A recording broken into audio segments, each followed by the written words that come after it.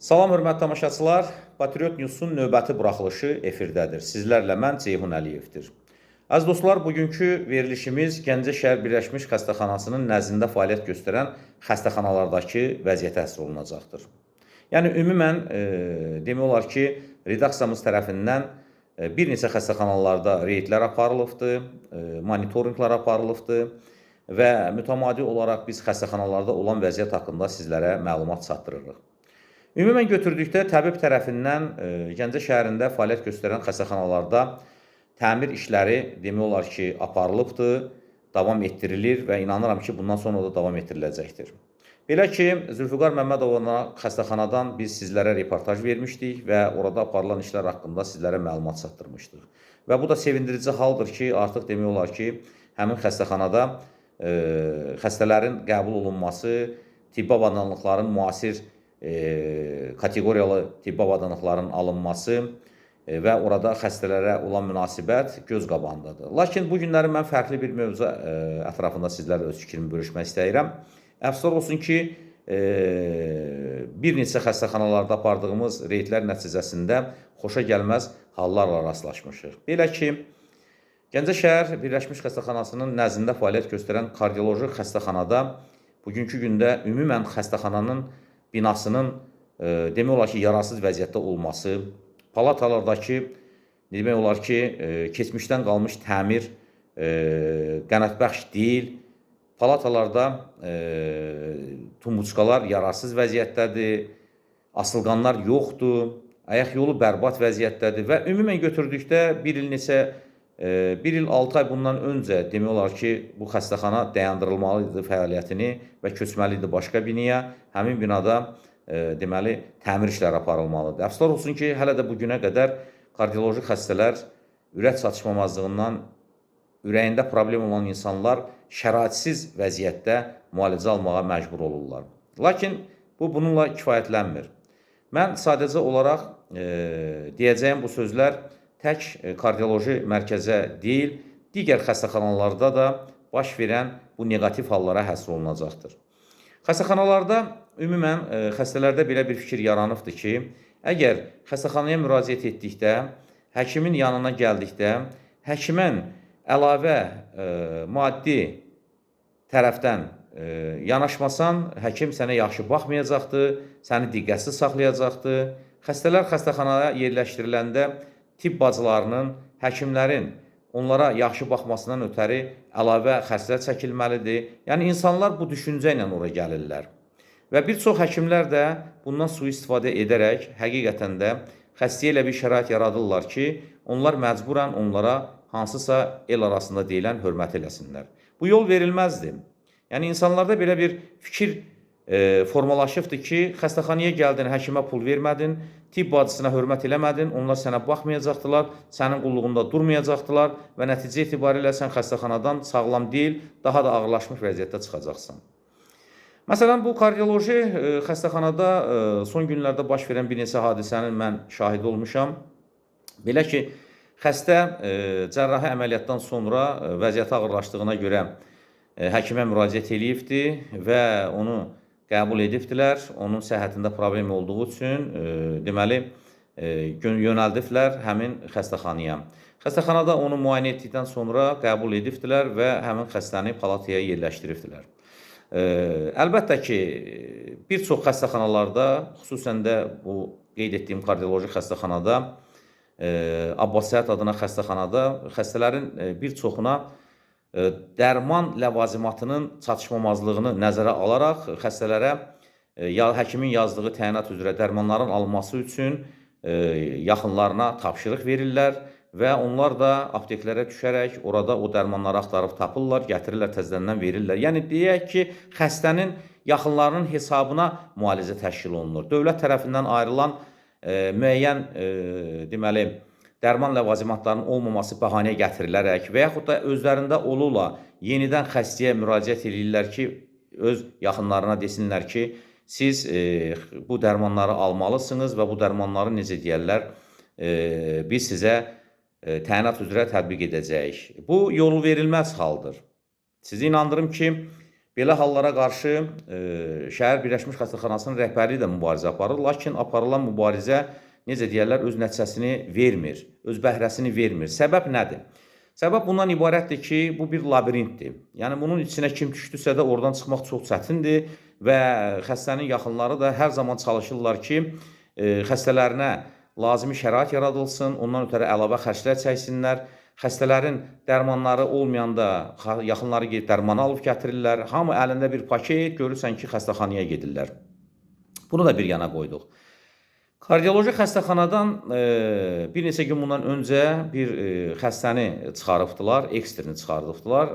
Bunun da səbəbi ondan ibarət olubdur ki, xəstə hardasa, necə deyərlər, sağlamlığı yaxşı olmadığına görə müəyyən palatada, necə deyərlər, antisanitarik vəziyyəti gözləməyibdir, özünü saxlaya bilməyibdir və nəticə etibarilə də müəyyən problemlər yaradıbdır tibb bacıları üçün və eyni zamanda da tibbi personal üçün. Və nəticə etibarilə də belə qərara gəliblər ki, bu tipli xəstələri tez bir zamanda xəstəxanadan çıxarsınlar. Adını da qoyubdular ki, xəstənin psixoloji durumunda problem var, narahat olublar ki, xəstə özünü aynadan ata bilər, xəstə özünə xəsarət yetirə bilər və çıxarış anketində də xəstənin qeyd olunubdur ki, xəstə artıq ürəyində problemi demək olar ki, olmadığı üçün, konsentrasiya edildiyi üçün xəstəni 3 gündən sonra çıxardıblar. Bu necə ola bilər? Xəstə ürək əməliyyatından sonra olan bir xəstə, ağır vəziyyətdə ora gətirilibdir. 3 gün onun müalicə olunması mümkündürmü? Xeyr, əlbəttə mümkün deyil. Və nə səbəb olub buna? Buna səbəb əsas ondan ibarətdir ki, xəstə hardasa da, necə deyərlər, müəyyən tələblərə uyğun gəlmir, xəstənin müəyyən hərəkətləri personala problem yaradır və ümumən onlarda şəraitin olmaması, mətbəxdəki antisanitarik vəziyyət, texniki və ləvazimatların köhnəlməsi, palatalardakı vəziyyət, sanitar qovşaqlarında olan vəziyyət və ümumən oradakı ağır bir vəziyyət və üstə gəldə xəstənin, necə deyərlər, bu formada özünü aparması həkimlərə səbəb veribdir ki, o xəstəni oradan çıxarsınlar. Ancaq bu ən azından yol verilməzdir. Xəstənin əgər psixoloji durumda problem varsa da psixoloq dəvət olunmalıdır. Xəstənin yaxınlarına məsləhət verirlərsə də ki, biz onu çıxardırıq, bizlik problem qutardı artıq. Baxmayaraq ki, xəstə ölənə qədər ürək xəstəsi kimi gedəcəkdir, çünki həmin xəstənin problemi ürəyindədir. O ki, qaldı xəstəni çıxardan sonra xəstə artıq demək olar ki, ev şəraitinə qayıdıbdır və nə özünü aynadan atmayıbdır, nə də evdəkilərə qarşı hər hansı bir xəsarət yetirməyibdir, elə bir hadisə baş vermir. Yəni, bunlar hamısı bahanədir. Nə demək istəyirəm? Əziz və hörmətli Patriot News kanalını izləyən izləyicilər. Mən başa düşürəm ki, sizlər hamınız çalışırsınız ki, özünüzü və yaxınlarınızı qorumaqdan ötürü xəstəxanaya gələndə birinci növbədə çalışasınız ki, həkimlə kontakta girərək onun, necə deyərlər, tələblərini həyata keçirəsiniz ki, ən azından onlara yaxşı xidmət olunsun, onlara yaxşı qulluq olunsun, onlara diqqət olunsun. Mən sizi inandırıram ki, dövlətimiz tərəfindən bütün şərait yaradılıb həkimlərdən ötürü. Həkimlər aylıq maaş alırlar, 1. Tibbi sığortadan onlara əlavə necə deyərlər, qazanc gəlir, 2. Üçüncüsü də ki, bizim Azərbaycanımızın, necə deyərlər, bütün vətəndaşları imkanları çərçivəsində həkimin münasibətinə görə ianə eləyirlər. Belə deyək də, könüllü nəsə də həkimləri eləyirlər. Əlbəttə ki, bunu eləməmək də olar. Ancaq bu bizim millətin psixologiyasına artıq yerləşibdir ki, həkimin yanına gəldinsə də əlin cibində olmalıdır. Bilin, bir şeyi dəqiq bilin ki, elə vicdanlı həkimlər var ki, buna yol vermirlər. Ancaq əksəriyyəti demək olar ki, xəstənin maddi durumuna baxmayaraq bütün hallarda çalışırlar ki, xəstəyə hər hansı bir tibb bacısı vasitəsilə və yaxud da ki, orada sanitarkalar vasitəsilə məlumatı çatdırsınlar ki, xəstəyə yaxşı baxmaqdan ötəri mütləq və mütləq onlara hörmət olunmalıdır. Sizi inandırım, qapını açanlardan tutmuş, tibb bacılarına qədər, sanitarkalara qədər, demək olar ki, bütün xəstəxanalarda belədir. Çalışırlar ki, insanların, necə deyərlər, onsuz da ağır olan bir vəziyyətində onlardan nəsə də qopartsınlar. Belə halları biz ümumilikdə götürdükdə hamımız bir yerdə mübarizə aparaq qarşısını ala bilərik. Şəhər Birləşmiş Xəstəxananın rəhbərliyi bu istiqamətdə profilaktik tədbirlər aparırlar, həkimlərlə danışırlar, söhbət edirlər. Xəstəxanaların baş həkimləri bu istiqamətdə lazımi tələblərini irəli sürürlər. Ancaq bu mexanizmin qarşısını almaq mümkün deyil.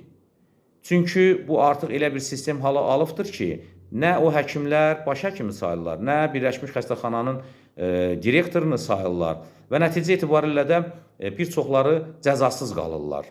Və ümumən götürdükdə də hadisə baş verəndə artıq fakt qarşısında qalanda həmin həkimlərə, tibb bacılarına qarşı cinayət işi qaldırılır. Bu kütləvi şəkil artıq alıbdır. Yəni ümumən götürdükdə xəstəxanalardakı bu cür münasibət yol verilməzdir. Redaksiyamıza çoxlu sayda məktublar qəbul olunur, redaksiyamıza müraciətlər olunur. Yenə də deyirəm, aparılan bu qədər böyük maştablı işlərlə yanaşı belə negativ hallar olanda, bax, görülən işlərin də üstünə bu kölgə salır. Bunun qarşısının alınmasından ötürü biz ictimaiyyət olaraq özümüz də bu məsələdə ciddi yanaşma etməliyik, münasibət göstərməliyik. Siz qorxmayın heç vaxt. Həkimlər, yenə də deyirəm, dövlət tərəfindən də yaxşı maaş alırlar.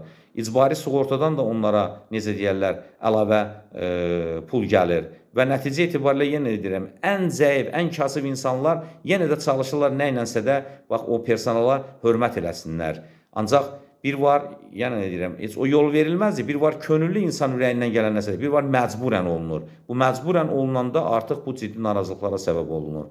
O ki, qaldı dərman ləvazimatlarına bu bəla var, bugünkü gündə də var. Mən buradan təbibin rəhbərliyinə, çox hörmətli Zaur müəllimə, Vüqar müəllimə müraciət edirəm və qeyd etmək istəyirəm ki, dövlətimiz tərəfindən insanların sağlamlığı üçün səhiyyəmizə ayrılan dövlət büdcəsindən olan pul vəsaitlərini, əgər biz burada adını və miqdarını çəksək, görərsiniz ki, həqiqətən də dövlətimiz tərəfindən lazımi büdcədə də nəzərdə tutulubdur və eyni zamanda da pulla ayrılır. Lakin aidiyyəti üzrə yerlərdə onlar gəlib çatır, çatmır, bu ikinci məsələdir.